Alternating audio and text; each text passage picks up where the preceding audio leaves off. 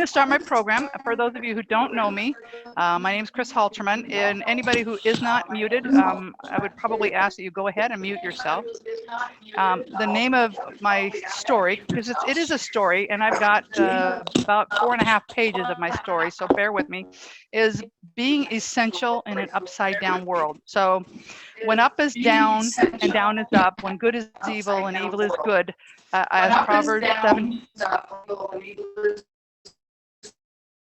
depart from his house.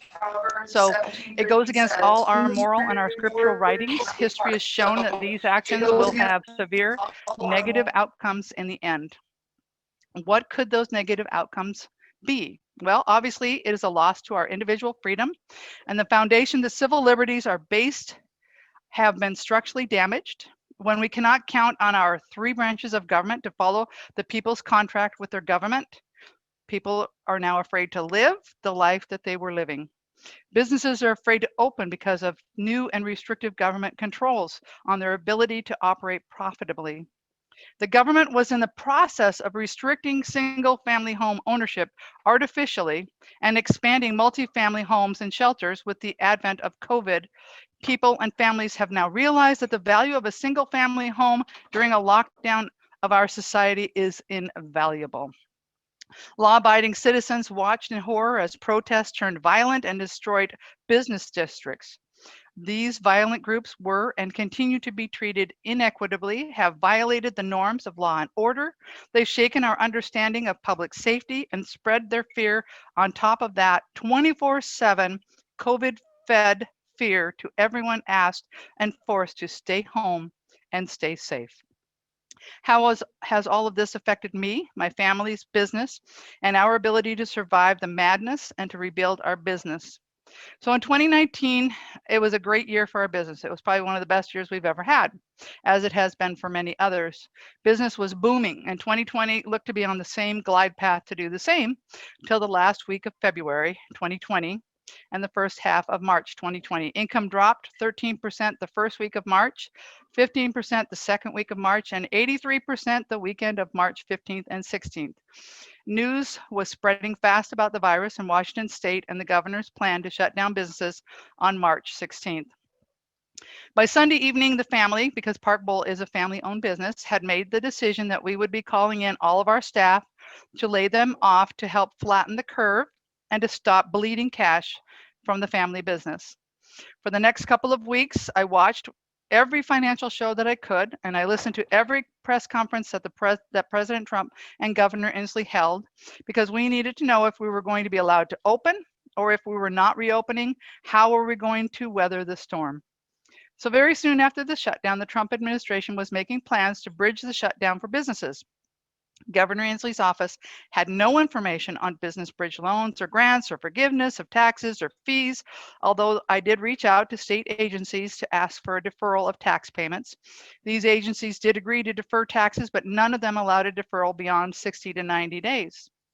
The Trump administration PPP grant turned into a loan, to a forgivable loan, which businesses would need to claim as ordinary income if forgiven, and expenses paid with those funds would not be allowed to be deducted at tax time. That was insane and insanity on steroids. Shut down businesses to be offered a loan, but if forgiven, your taxable income would be increased and your deductions would be decreased. Again, living in an upside down world. Sometime in the fourth quarter of 2020, the federal government finally came to an agreement that these forgiven PPP loans would not be taxed as ordinary income, and the expenses paid with these funds would qualify as tax deductible business tax deductions. The SBA EIDL funds were easier to apply for, but again, this is just added debt which would have never been needed had businesses been allowed to reopen responsibly and all businesses treated as an essential part of the local economy. Debt is debt, and we just wanted to get reopened. It was apparent to me that the people were coming out of their homes. They were shopping, and even during the brief phase 2 reopening, many small businesses were beginning to pick up.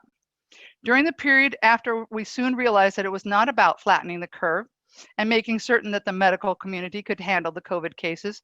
We began to develop, meaning Park Bowl, the ability to take online reservations for bowling and food and beverages changes so that we would be able to comply with the Inslee guidelines to reopen if and when that happened. It was a big change for our family, for the business, and our customers. Park Bowl has been in business since 1954, and other than our birthday parties and our large group and corporate events done by reservations, almost all of our bowling had been paid for on a per game versus a time bowling. In order to manage the social distancing requirements and to hope to reopen without losing money, we could no longer offer bowling per game, and everyone had to pay by time bowling. This allows us to control the number of people that come in and how many people are on the lane and the flow of people in and out of the center. And guess what? It worked. We were not making money, but we were not bleeding cash at 25% capacity. And most of our customers were not complaining about having to wear a mask while they bowled, or that we had to pull their drinks at 10 p.m. Anybody figure that out? At 10 o'clock, all of a sudden, boom, you can have your business open, but don't have a beverage. And then I think it was shortly before he reclosed everybody back in November. They had opened it up to 11 p.m., which is where it still is at right now. So from March 16th, 2020 until September 2nd of 2020, we were completely closed. Some of our staff came in to do some deep cleaning. Some did some minor interior repairs and maintenance, while others worked on developing the new pricing guidelines, the online bowling reservation system, and online food orders. We wouldn't know if it was all going to work until we reopened. We got to reopen September 2nd till November 16th. And when we were briefly reopened, we worked out a lot of the bugs at that time. That was all for open bowling, or what we now referred to as club bowling, because open play was not allowed. You were supposed to be a member of a club or a league bowler. You could come in and bowl league, and you could come in practice for your league or your club, but you couldn't come in just to be a regular bowler. So it's all semantics, it's all wordsmithing, and that's basically how everybody's done. Gyms, what did gyms do in order to be reopened? They became physical therapy places. They took out a sub-license and called themselves a physical therapy so that they could open and do it, by appointment only, because the governor wasn't allowing them to open. So all small businesses were playing the wordsmithing game to comply and have enough customers coming through their doors to justify being able to come in and bowl. League bowling was a different hurdle to sell to our customers. Almost all league bowling is comprised of 4 bowlers. Each pair of lanes is assigned 2 teams of 4 bowlers each, and they bowl cross lane on each pair of lanes. What that means is if you're bowling on lanes 1 and 2, so basically what he did was, instead you were allowed 2 bowlers per lane, right? And so these leagues had all been stopped in the middle of bowling, and how many people wanted to come back and bowl as, one team on 1 pair. So basically, if my team was bowling on lanes 1 and 2, because that was your 4 people, then the people you're bowling against are bowling on lanes 3 and 4. Now, you're not exactly bowling under the same conditions, because obviously every lane is going to have a little bit of difference. When you're bowling on the same pair, competing with the other team, you are bowling under the same conditions. But we did lose probably 50% of our leagues. They chose not to come back until after we are fully reopened. That's just the name of the game, folks. So we, we work with them, and the people that were here, they're happy to be here. They even did it with masks on. Initially, they were struggling with being overheated. It's amazing how when you put the mask on, your body temperature increases. Does anybody else notice that? I have. So anyway, so they did it anyway, because according to the Inslee people that worked on this, if you were bowling, it wasn't considered enough of an athletic experience to not have a mask on. So you can sit down in the bowler seating area. You have to have your mask on unless you have food or drink, because that is designated a restaurant seating area. But if you get up to bowl, you must have your mask on from the moment you get up to go bowl until the moment you come back and sit down in your designated area. 2 people per lane. We fought really hard because parents needed places to take their kids, and those kids, they needed supervision, and we were not going to be able to provide that. So we did finally get them to say, okay, you can have 1 parent down there or 1 guardian down there if you've, if they've got 2 kids or whatever. So we did manage to get them to give a little bit on that. Ellen? Why don't I go ahead and finish my story and then I'll take a question. What is that?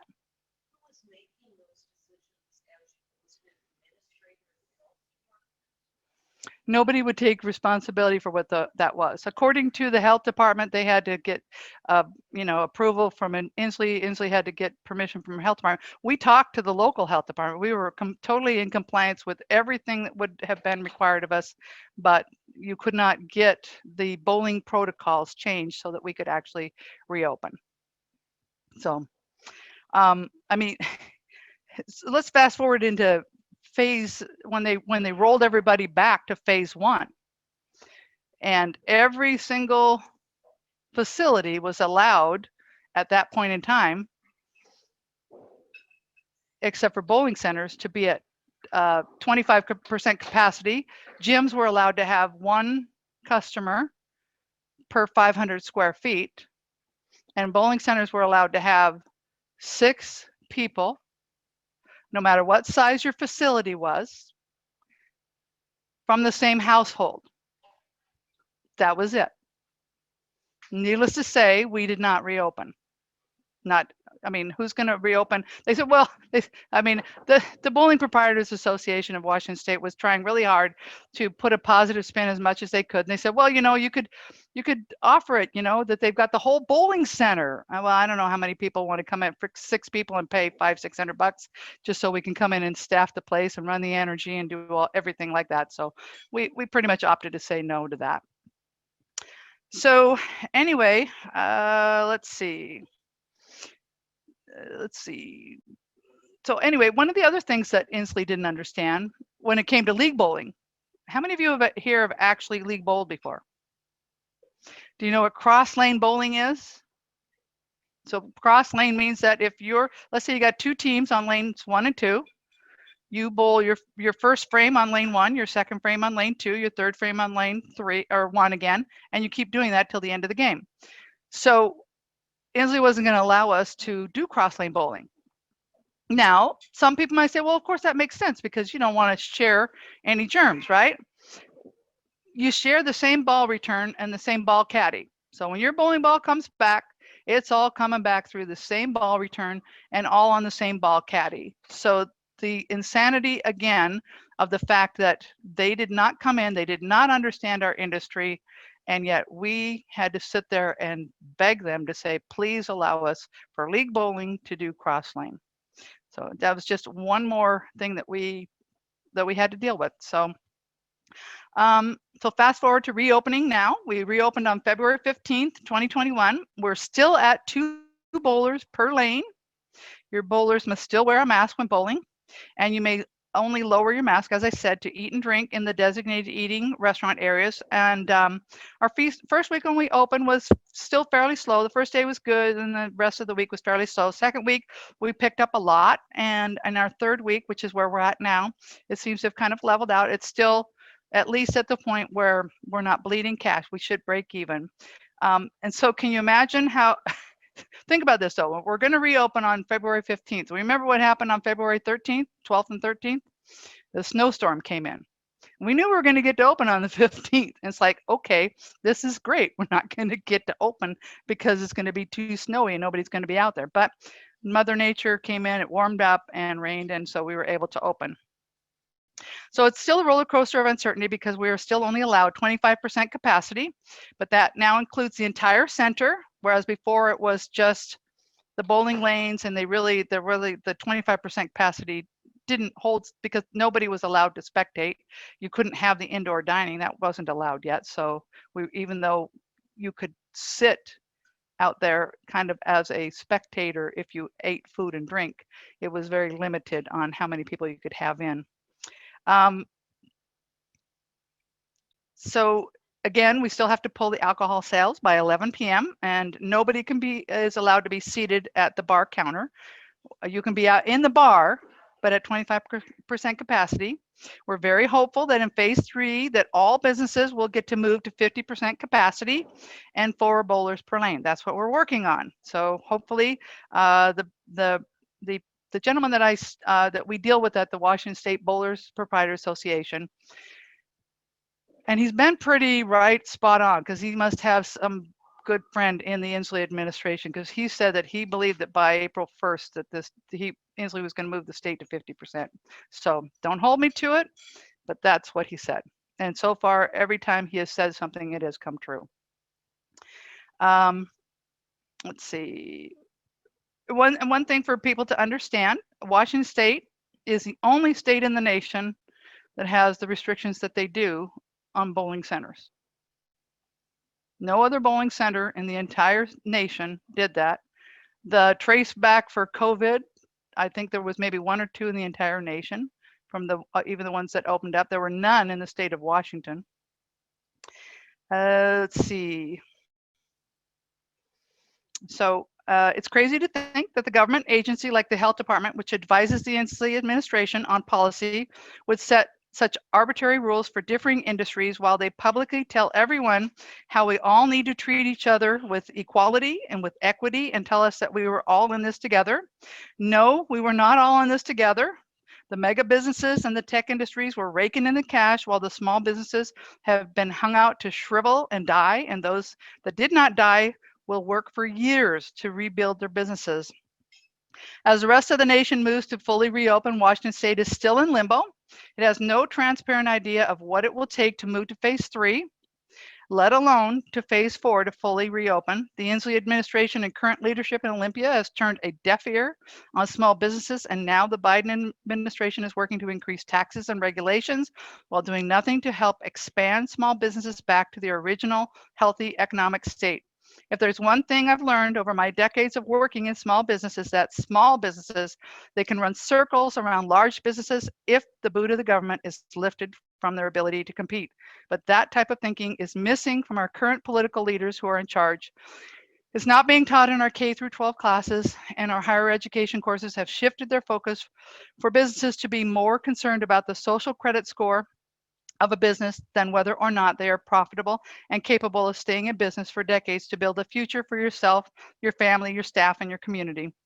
All private businesses are essential, in my opinion, because if there is a need, let me say, did I do this right? All private businesses are essential because if there is a need, a customer base is waiting there to buy your products or to use your services. We each serve a need to our economy. It's sort of, in my opinion, like blockchain technology. If one piece of the block is removed, the whole system stops functioning until the block is rejoined elsewhere or it is replaced. So anyway, there's a lot more to my story, but I'm not going to share this to drum up sympathy for myself. My story is the same story as many other small businesses, and we as a community of people who care most work to make sure that we must work to make sure that the emergency authorization that was and still is being used to curtail our ability to work, live, and play here, it needs to be fixed so that it can never happen again.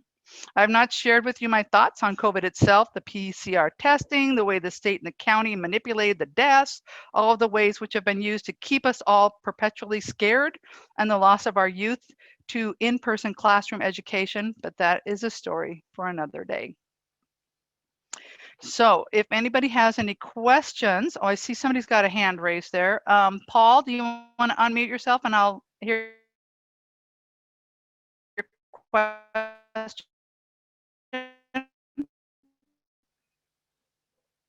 Maybe. Sure, Ken?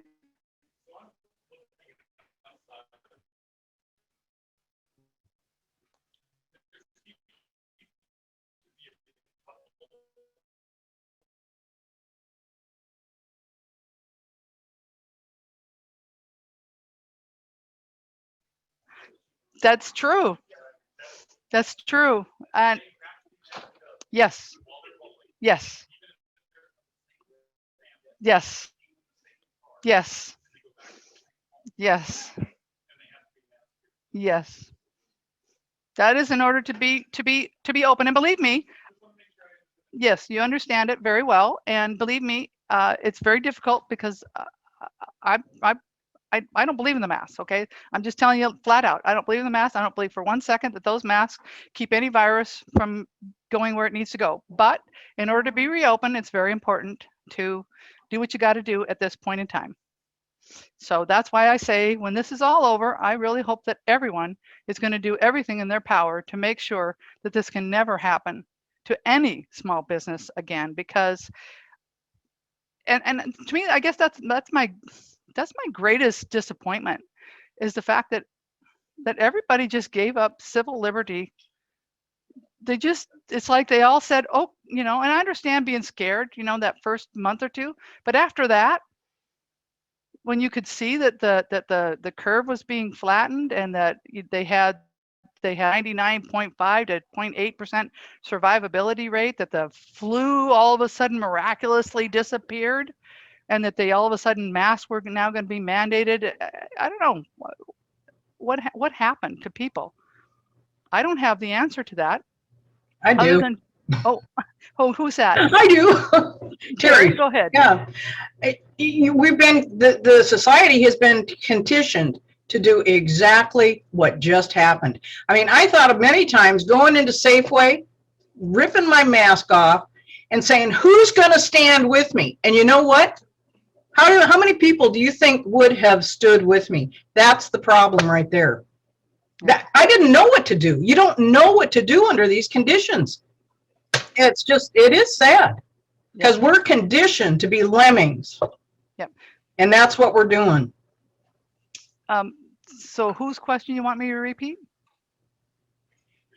Oh, okay. Oh, so Terry just said that she understands that basically we've all been conditioned to behave the way that we did, that many times. It was Terry Cox that was responding, and that many times she's wanted to rip her mask off and say, who's with me? Take off your mask.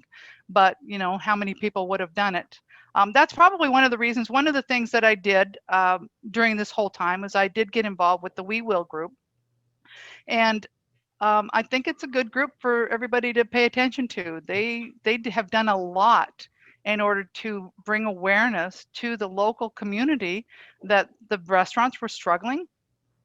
They were highlighting restaurant stories, and a lot of what they did was to help bring pressure onto the Inslee administration in order to basically do what they do to the rest of us, to shame them, to allow people to start, point out the ridiculous, and to point out the fact that people are struggling. Businesses are on the precipice of not existing anymore. And so I really do believe that the We Will group has done a great job of going out there and sponsoring events and doing things that are being very helpful. And I hope that they will continue to do that to help spread the message, so that to get people involved in local government and state government, and trying to make sure that this never happens again.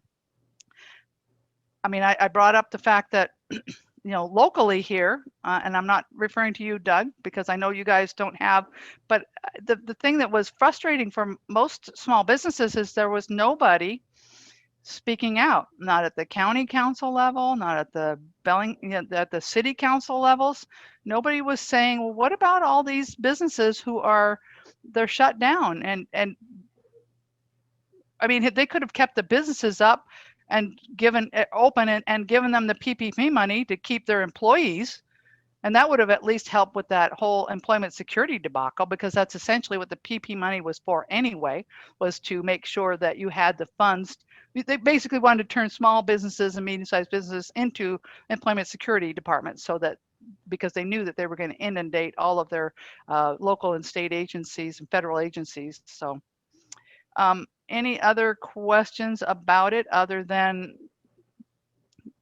Gary? Do you know if there'll be money available in this new $1.9 trillion bill that's going to be passed today on the state parking basis? Will there be money for you, other small businesses? Well, we did PPP1 and PPP2 in EIDL. So, and we did manage to get money in all three of those cases. PPP1, because I spent it just exactly the way they said to do it. You got 60 days to spend it. And so I did that even though we were closed. So I don't know if I did my employees any favor because I hired them all back.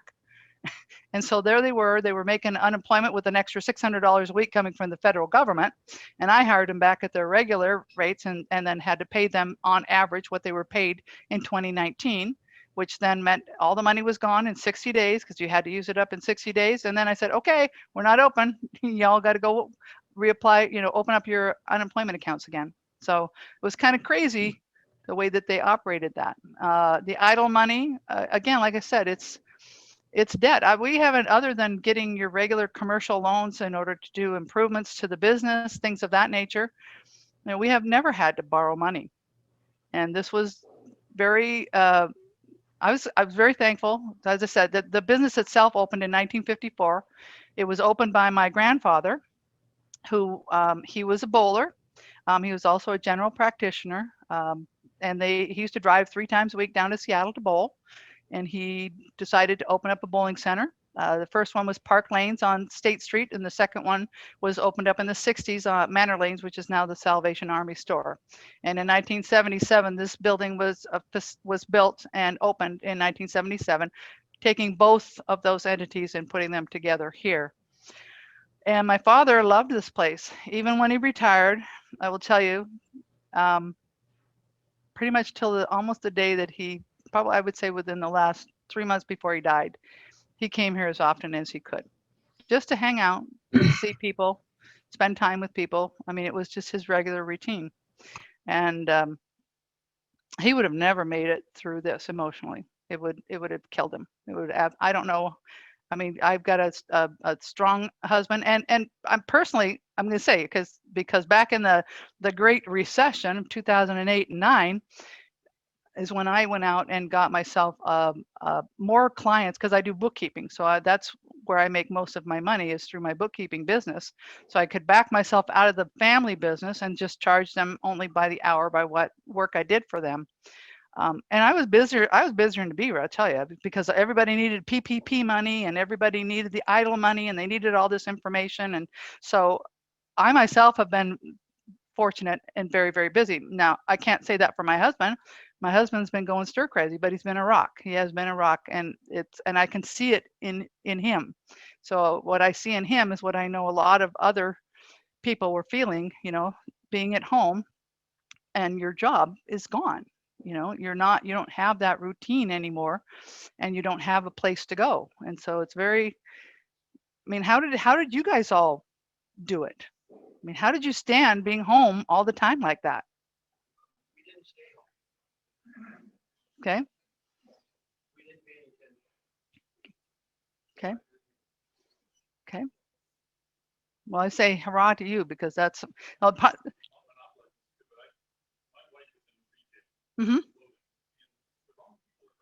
Mm-hmm. Yes.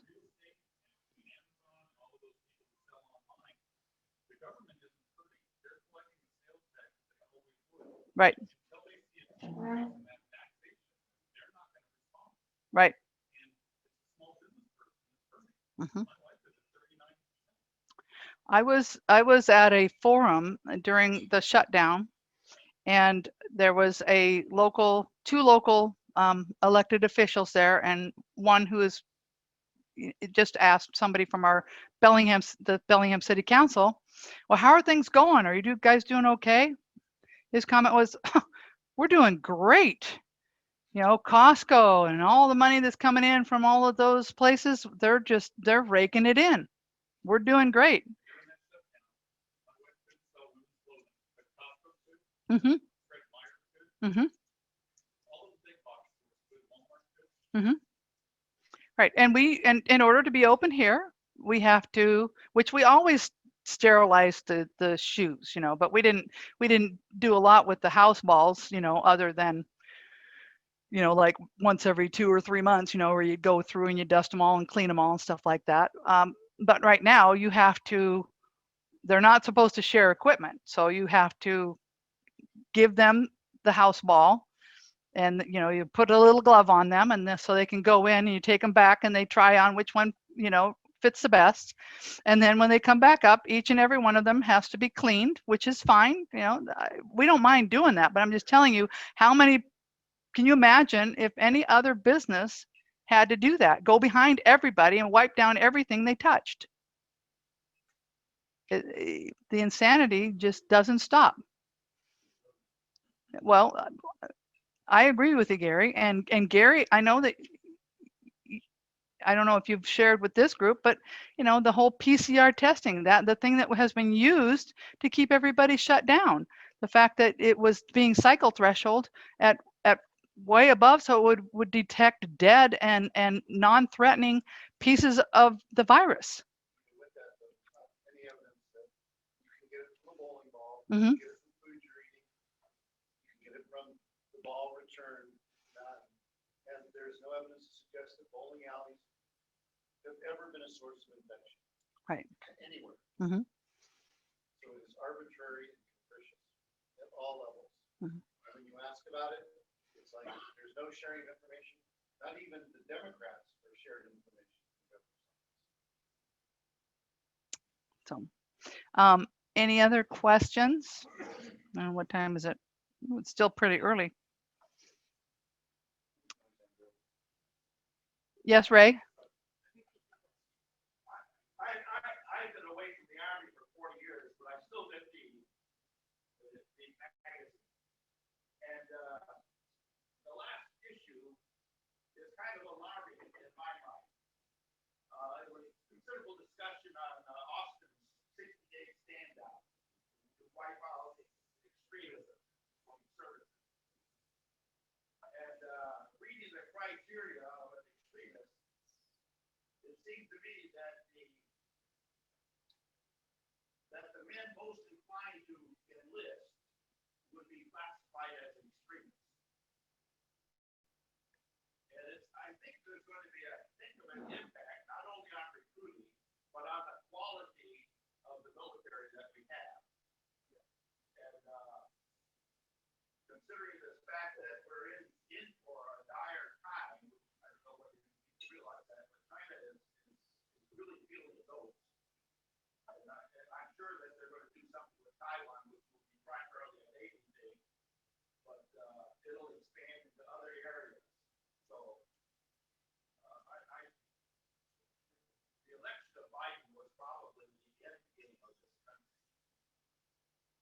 So I don't know how many people of you that are on Zoom heard that, but Ray Radke was just expressing his concern about the changes that Defense Secretary Austin is making with regards to recruitment and basically, looking for anybody what they would classify as extremism, and that being, you know, if you happen to have an account where you were what did they I mean, you've got oath keepers, or even using the word patriot, I imagine is probably verboten now. Reading the criteria, if you're a patriot, you're a bad guy. Mm-hmm. So anyway, is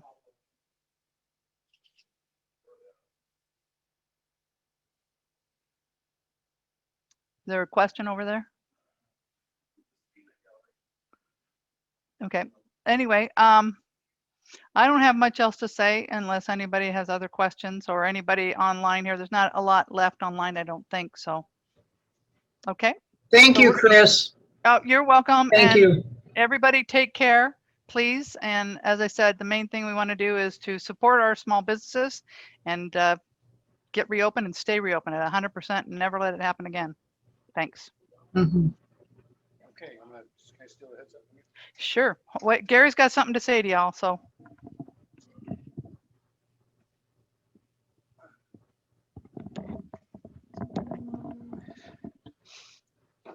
Well, how about a big virtual and live round of applause for Kris, for all she's been through. And members, tell your friends and family, you need to come to Park Bowl and you need to bowl. Because if we don't support our members' businesses, they're not going to be able to hold on to them. So we have an obligation and a duty to support Kris. and her family in this organization and operation. I want to thank all of you for your participation, both on Zoom and live, and in helping us sort of fumble our way through how to keep the Northwest Business Club viable and alive. And also do your part by sending Ellen your membership check for the $100 for the year, so that we can, continue to be a viable organization and represent you and support you. And all I can say is that if a year ago, or maybe now a year and 2 months ago, you would have told me what the last year would have been, I would have said, in my worst nightmares, I couldn't have envisioned that we would have done what we have done. I would not have imagined that we would trade freedom and liberty for not even not even a promise of an intelligent way of dealing with the problem. And so, all I can say is I'm embarrassed, but we have to survive this, and we have to stick together. We have to support like-minded individuals. We need to support our business mission. And with that, I'm going to bring the meeting to a close.